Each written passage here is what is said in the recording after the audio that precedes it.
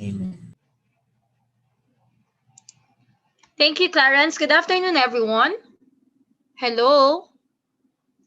Good afternoon Good po. afternoon, ma'am. Afternoon po. Good afternoon. Okay,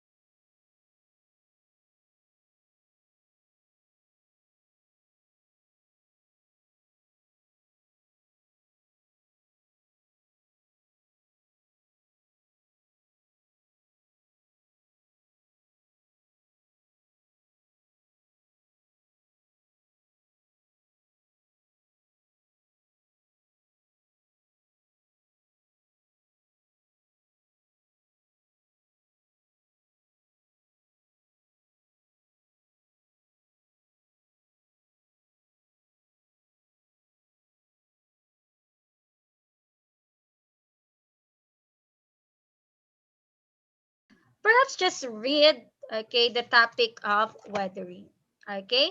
My question to you, Karil, is can you describe, okay, what is weathering? No, yes, you. Weathering is the breaking down of the rocks into sediments po, caused by when the with the help of transportation agents such as the wind, the water, and many more.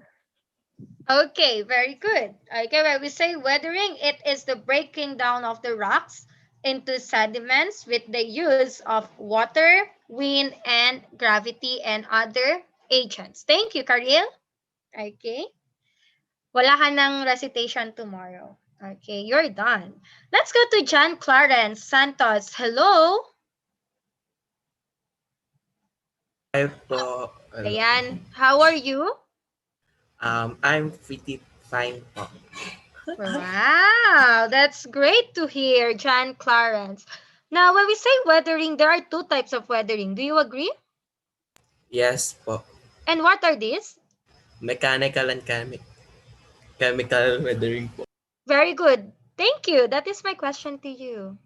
Okay. Ay, really? Thank you, ma'am. Yeah. Okay. So I hope the others are jotting down some notes. Okay, while I am asking questions. Okay. Let's go to John Wilson.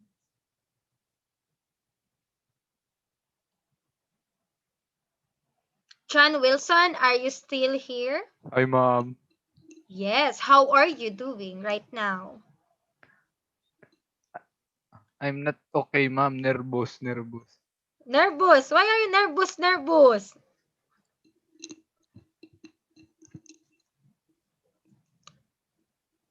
I'm not asking question that is very hard, but my question to you, John Wilson, are you ready? Yes. Thank you, ma'am. Yes. Okay. But that is not my final question. I'm just starting up. Okay? Can you please turn on your camera to check that you are there?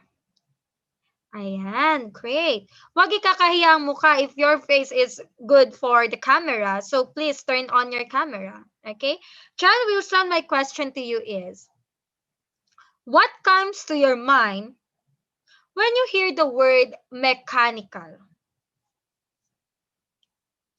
What comes into your mind when you hear the word mechanical?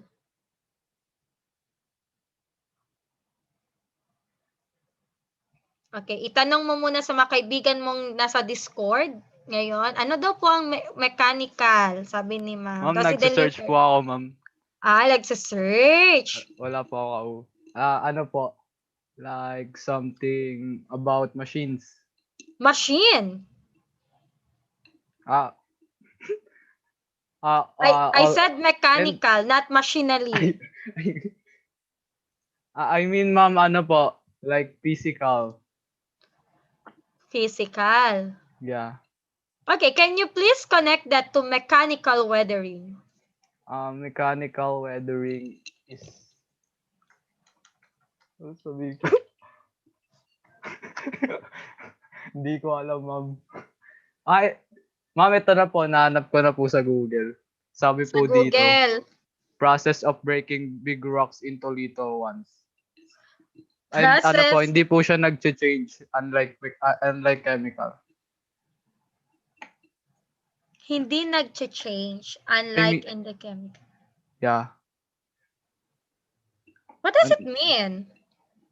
mm, ah, hindi po nag-change yung composition ng rocks. Pero, Pero po nagbe-break po siya into a little particles.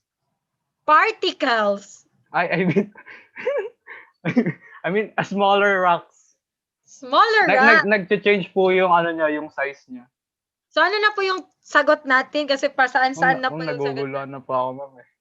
Huwag kang maguluhan.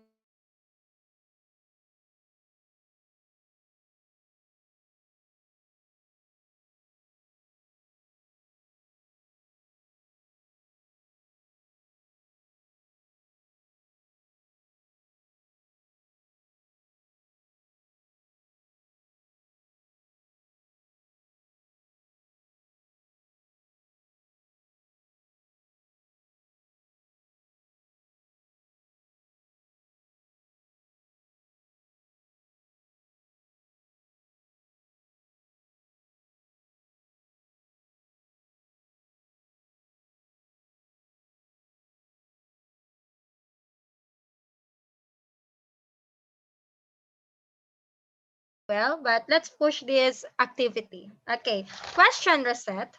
What comes to your mind when you hear the word chemical?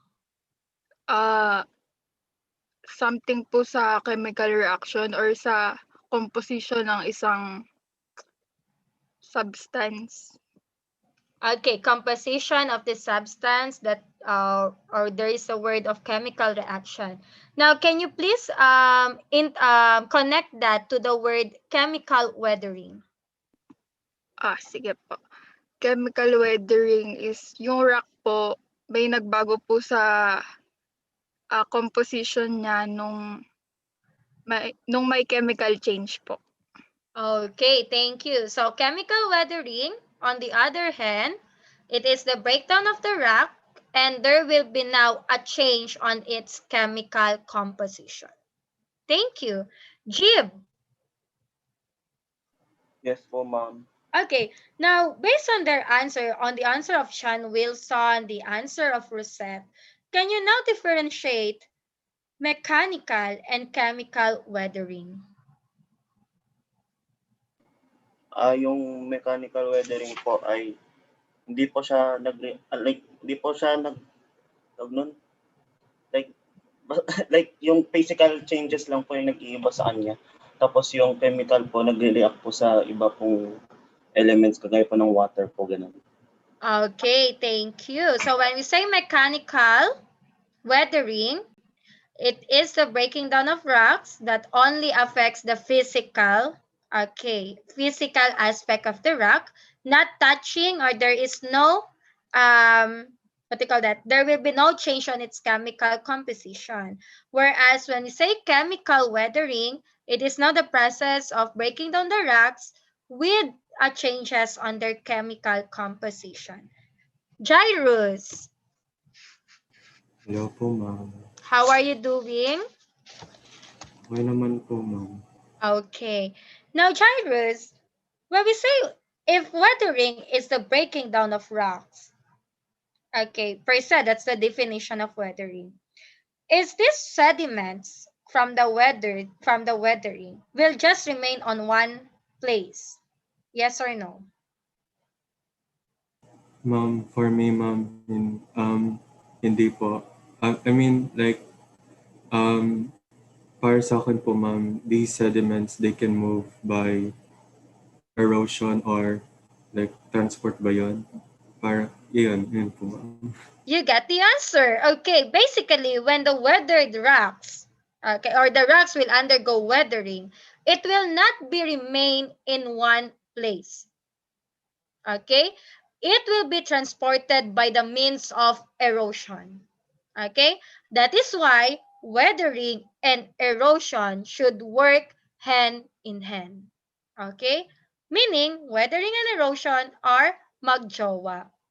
Okay, they are magjowa. Okay, because weathering will be the one to break down the rocks, erosion will be the one to transport that to other places. Okay, huminga na po ng malalim ang first row. You're done with today, with the oral recitation.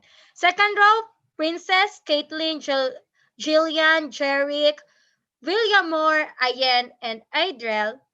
Okay, you'll be the next students who's going to answer my question. But before answering, okay, everyone, I want you to watch this video explaining the relationship of weathering and erosion. And I'll get back to you second row.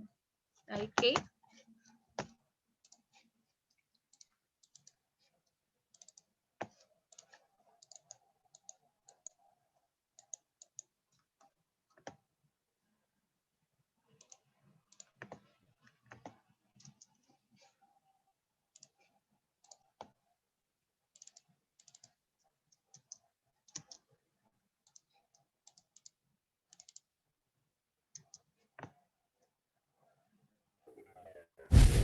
Bam! There you go. That's how we do. Oh, you got it, you got it. Let me move it out of the way. Nice. You're good, Zoe. Come on, let's play one more time. Oh, I really can't. I've got to study for that weathering and erosion quiz tomorrow. Zoe, playing Super Duo Breaker and Whoosh is just like studying weathering and erosion. Somehow I think my teacher might disagree. No. Check it out. In the game, Breaker and Whoosh are a superhero duo. They work together and change the land. Breaker breaks things down, and Whoosh carries them away. And what does that have to do with studying? Weathering and erosion work together just like Breaker and Whoosh. They're a scientific super duo. Weathering is the breakdown of materials in the Earth's crust into sediment. If weathering were a superhero, it would be Breaker. Actually, that sort of makes sense. Erosion is when weathered rock is carried away by gravity, water, wind, and ice. If erosion were a superhero, it would be Whoosh. You're right. Weathering and erosion work together and change the Earth, just like a pair of superheroes. Right. Think of weathering as a superhero that acts in different ways and breaks things down. It breaks down rocks with water, It wears things away with wind. It can even scorch or freeze the earth with temperature, cracking and breaking it apart. When weathering acts like this, it's called physical weathering. Wow. That's only the beginning. There's another whole side to weathering's personality. Chemicals in the air mix with water to make acid rain that eats away at limestone rocks. Oxygen reacts with iron and forms rust. That's chemical weathering. Then, after Weathering is done breaking things down, his trusty sidekick, Erosion, steps in. Yep, Erosion swoops in and picks up the pieces, carrying them away. Erosion knows how to move, and it does it all sorts of ways.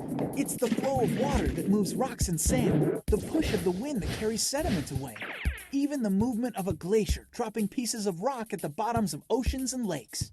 Glaciers move? Yeah, glaciers are giant moving rivers of ice. They carry along pieces of rock and then drop them as they move. It's called deposition because the glacier is making a deposit. Weathering and Erosion really are like a super duo. Who knew? You knew. You just needed to stop playing all those video games and think. Oh, look who's talking. So, you want to play another game? Let's see if I've got this Weathering and Erosion song and dance down first. Weathering and Erosion work together and change the environment. Weathering breaks things down and can be physical or chemical. Erosion actually moves the sediment that weathering leaves behind. Together, they're constantly changing our environment. Looks like someone just got all their studying done. Thanks to your help. We're a pretty super duo ourselves. Okay, so basically on the video, we identify that indeed this weathering and erosion are working hand in hand for this or for the changes on the earth. Princess, you ready?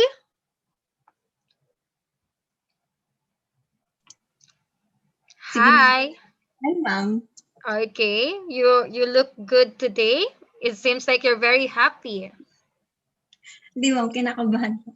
Kinakabahan. Yeah. Yeah. Pag kayong kabahan, lalo na pag online class, kabahan kayo pag face-to-face class because some of my questions are just random. Okay? Now, on the video, basically, it also explains, that there are different agents that is responsible for mechanical weathering, right? And what are these agents who are responsible for mechanical weathering? Oh, wait. Mechanical. Water, wind, and temperature. Okay, water, wind, and temperature. Correct. Thank you, Princess. So these three are the agents of mechanical weathering, meaning these are the reason, why these different types of rock will be undergoing physical weathering. Okay, Caitlin, hello. Hi, ma'am. Okay, meron pa siyang pa shades. Di ba? Ayong magpakita ng mata. Okay? So, Caitlin, it was also mentioned on the video, the chemical weathering. Now, my question to you, Caitlin, how is it possible to have an acid rain?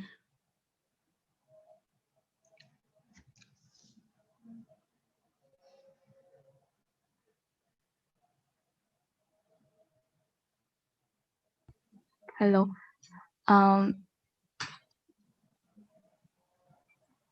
Is because of chemicals and elements, ma'am. Because of? Chemicals and elements. Can you repeat your answer again? Pa-repeat po yung tanong, ma'am. Okay, pa-repeat ng tanong. Okay. Chemical weathering, they said on the video, it has two agents as well, acid rain and rust. But how it is possible to produce an acid rain?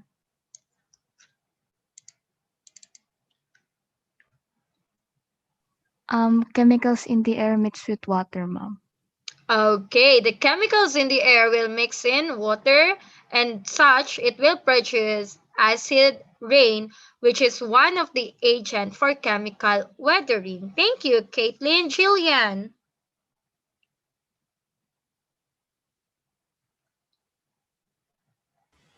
Yes, ma'am. Okay, how are you? Very good, ma'am. Very good. You're doing great, huh? Okay. Do you miss pisam preparation for cheer dance? Yes po. Okay. However, I think there's no pisam. Kasi di naman kayo pwedeng mag-cheer dance virtually, di ba? Okay. Jillian, my question to you. Another example of a or agent of chemical weathering is rust, correct? Based on the video, it was mentioned. But how does this rust produce? What are the different agents that contribute to rust? Okay. Uh, so, for example, meron pong bike na naiwan sa labas ng house. Tapos, pag yung bike po is naulanan po and it is exposed to oxygen, nagkakaroon po ng process called oxidation and dun po nagsa-start yung rust. Okay. For a while, I think there's a problem with my camera. Okay. So while I'm fixing my camera, okay. The process that involves the rust is what Jillian mentioned, oxidation. Indeed, when there will be an acid rain that happens or occurs, and a very good example will be your bicycle, and you leave that outside, and then there will be the presence of the rain. Once this oxygen react to water, it does produce rust. Okay, that is why, okay, if you can observe, okay, if you leave your what do you call that, if you leave your bicycle outside and rain is coming or rain already occur, once you check it back again, there will be a sort of a rust present on your bicycle, because basically it is coming from the chemicals on the rain.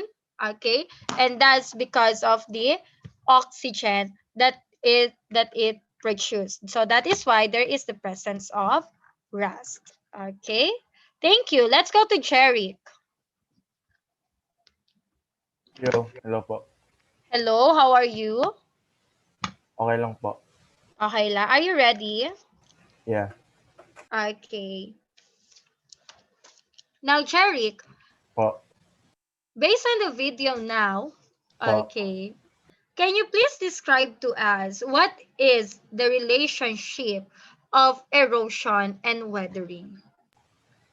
Yung weathering po yung nagbe-break po ng mga rocks, tapos yung erosion po yung nagta-transfer ng mga rocks sa mga ibang lugar. Okay, thank you. So again, breaking down of rock is weathering, the one who transport erosion. William Moore, hello. Hi, hello po. Okay, seems like you're not eating today. Sakto lang po. Sakto lang. So meaning you already ate kanina. Okay, William Moore. So, what are the different agents involved in erosion? Paano niya natatransport? Ano po siya, ma'am? Parang natural processes, yung flow of water, wind erosion, or basta natural processes po ng earth, ma'am. Okay, natural processes of the earth that includes water, the flow of water, wind, okay, also the help of gravity as well is part of the agents in erosion. Okay, thank you. Ayan. Sino nga yung, is Adriel part of the second row? Did I said kanina? Yes, thank you. You can remember. And then after Adriel, who is the second person that I said? The last person? Ayen, tama? Ayan, sorry. Nag-move ang aking mga mukha nyo dito sa Zoom. If you don't, if your camera is off, please remain it off para hindi what you call that, hindi gumagalaw yung mga faces or video nyo po dito sa aking frame. Okay. Let's go to Adriel. Hi, ma'am. After my presentation, hinga ka muna dyan. Okay? Okay, now let's proceed to our discussion on weathering. Okay. So again, by definition, we said that weathering is the on-site breakdown of rock and its eventual transformation into sediments. Okay, so basically this is the definition of weathering: on-site breakdown, meaning if where is the rock, okay, it is on a particular area, there the weathering will only occurs there on that site. Okay, and after weathering, okay, these weathered rocks will now be called as sediments. Okay, so on-site breakdown of rocks and its eventual transformation into sediments. We also classified two types of weathering. We have the mechanical and the chemical weathering. The difference is that when we say mechanical weathering, physical breakdown of the rock, okay, without changes in its chemical composition, only its physical structure. But when you say chemical weathering, it is now the breaking down of rocks with the changes on its chemical composition. Now let's go to the processes and agents of mechanical weathering. So some of the processes here includes, we have exfoliation, frost wedging, root wedging, salt wedging, and thermal expansion. Now, these are the processes, okay, of mechanical weathering. Okay, now let's go back to our oral recitation. Begin with you, Adriel. Are you there now? Yes, ma'am. Okay, Adriel, one of the process of mechanical weathering is exfoliation. Okay, can Yes, you ma'am. describe what happens during exfoliation? Yung mga rocks po na intrusive, parang pong mag-split sila, parang magiging po silang onion or parang something like ganun na shape. Yun po. Okay, parang onion kasi parang may mga sheets Opo. yung rock. Okay. So exfoliation, it is wherein the rock was exposed. Okay, the surface of the rock is exposed. Okay, and there will be a pressure on it, less pressure on it, and eventually they will expand. Now, like what Adriel mentioned, it is like an onion. Okay, you can observe that there is some peelings, okay, when you're going to cut down the onion, okay, may mga peelings. Or basically, just like you having a sunburn, okay? When you are exposed to a high temperature, magkakaroon tayo ng sunburn, tama? Direct heat of the sun. And eventually, it will cause sunburn. Ngayon, this sunburn, as the day go by, okay, it will start to peeling off, and that is also an example of exfoliation in the rocks. Okay, now this outer skin of the rocks will eventually form into sheets. Okay, just like what is on the picture. Okay, now what is involved here, what agent is involved here, it is the temperature. Okay. Agent involved in exfoliation is temperature. Okay. Again, exfoliation is just like how you get sunburn when you go to the beach. Then after that, there will be starting to peel off. Okay. Pag makita nyo, there is a peeling off of your sunburn. That is indeed an example of exfoliation. Again, on the next, again, how about, okay, thank you. Ayan, what happened during frost wedging? Frost wedding, yun po yung liquid or yung water po nasisipin sa joints ng rock, yung mga cracks ng rock. Tapos nag-freeze po sila because of the climate. And since alam natin ang tubig ay nag-expand, edi mag-expand din yung rock and then masisira siya into sediments pa po. Okay, very good, Ayan. When we say frost wedging, okay, agent responsible here is the rain or water. So when the water will go to the fractures of the rock, okay, this water will eventually freeze.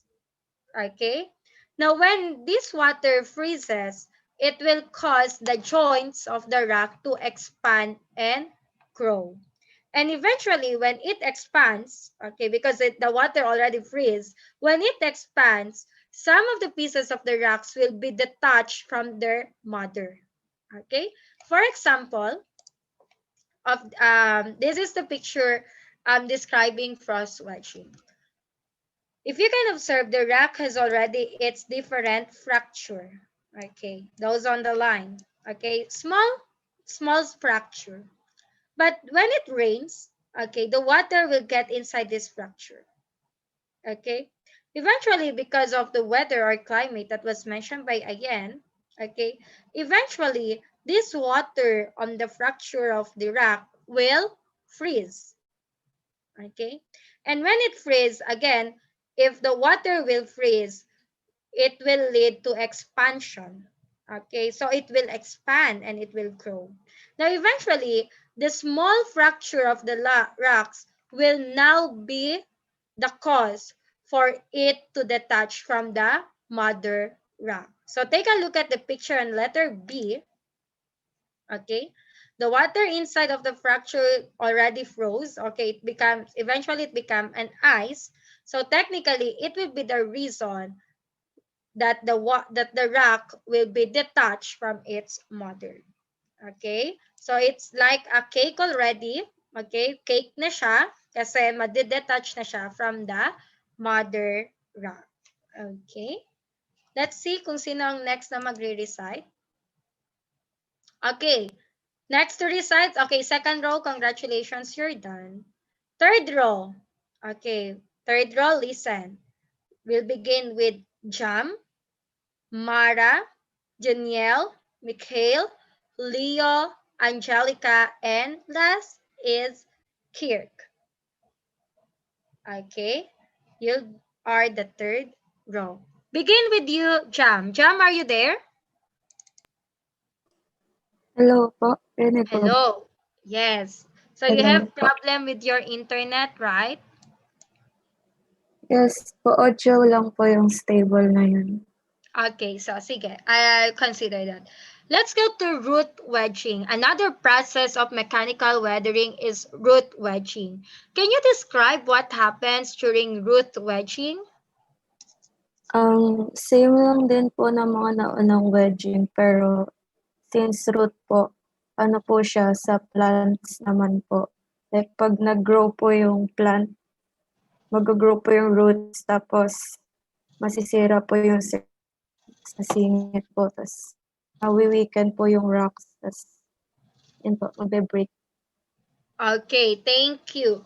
Root wedging, agent responsible here are the roots of the plants. Okay, so root wedging, it is wherein the joint of the rocks will expand because of the growing of the roots of the plants.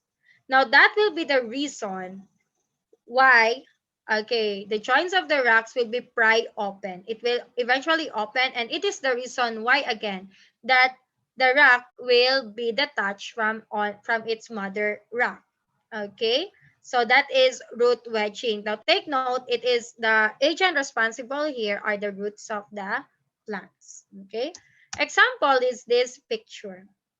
Okay, the plant here, okay, or its roots are eventually expanding and growing. Okay, and there is a presence of the rocks here. Okay, now if you can observe the roots of these plants eventually growing and it is expanding, so that is why you can observe that there are already some plants that is present here. So it already opened the joint of the rock. So this rock, basically, this part of the rock is already detached from its mother rock. Okay, na open na po siya. Okay, pry open. Okay, next. Who is the next after Jam? Ako po ata. Yes, Mara. Okay. Next, we have the salt wedging. How does it differ to the different types of wedging? Based po sa naintindihan ko, salt wedging po mostly occur po sa saltwater solutions po from ground water. So, yung salt solution po doon, pag nag-crystallize po siya, parang ma-push apart niya po yung rock or mag-weaken po yung bond. So, if nag-crystallize po siya and na-expose po siya sa wind, water, or acid rain, parang magkakos po siya ng fracture or break sa rock. Okay, thank you.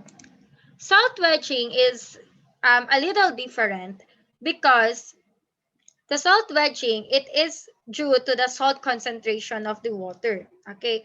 Ma'am, saan pong galing ang water? It is coming from the groundwater or it can also be coming from the sea. Okay.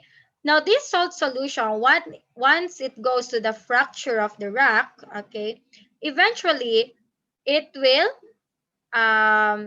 be the reason for the rock to be detached from its mother rock. So meaning it is the salt solution who freezes, okay, or the word here for salt wedging is crystallization. Okay, so once the salt solution crystallizes on the fracture of the rock, that will be the reason that it will detach from its mother rock. Okay, so this is different because it is not only the water, but it is because of the salt solution that is present on that water. Okay, unlike on the other types of wedging, just like frost wedging, okay, frost wedging, it involves the water only. Okay, but this one, it is the water with a salt solution. Okay, lastly, what is the third one? Tingnan nga natin. What is the third one? Ako po ata. Yes, it's you. How about thermal expansion? Thermal expansion po is if yung outer layer po ng rock is heated, it causes po to expand. And yun po. Okay, thank you. Now, during thermal expansion, it is like baking. Who among you here already practice baking on their own home? Give me a heart react. Nagbe-bake sa bahay. Baking pandesal, baking something. Ayan, si Karil, nagbe-bake. Si Rosette. Okay. Now, thermal expansion is the same. Princess also, Ayen and Chiniel also practice baking. Now, thermal expansion is a very good example. There is the baking. Because you are exposing your butter, okay, or your mixture to an intense heat, okay, or high temperature. So in thermal expansion of the rocks, it is the surface of the rock that that is exposed to high temperature.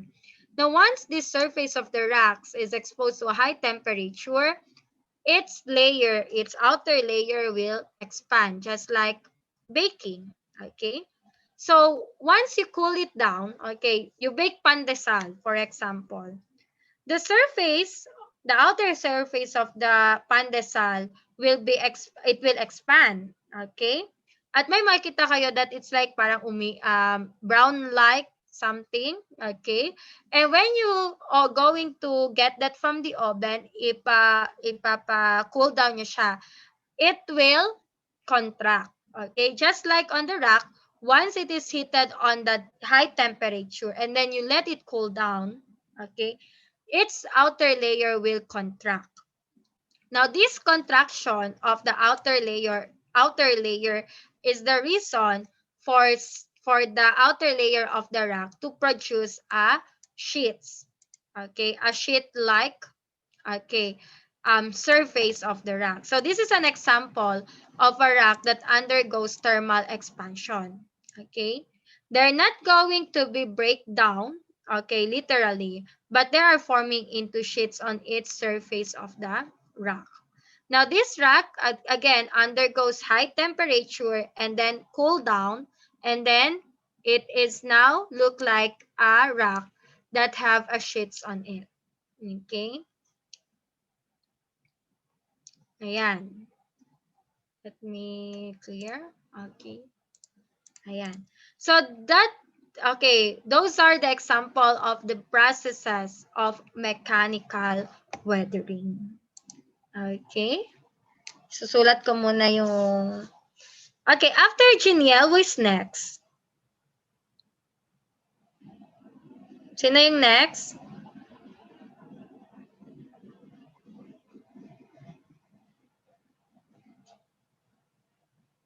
Who's next after Geniel?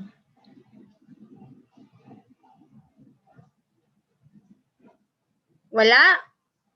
Ako na lang mag-assign. After Geniel, it's Ilagan, correct? And then Leo, and then Kirk. So get ready tomorrow.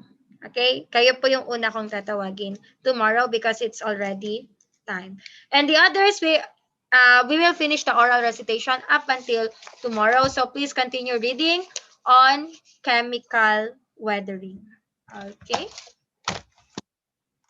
So with that, again, let me block my calendar to you ha. On November 23 will be your first and last quiz. Don't forget about it. Okay? So with that, let's call it a day and I'll see you all tomorrow. Goodbye, everyone.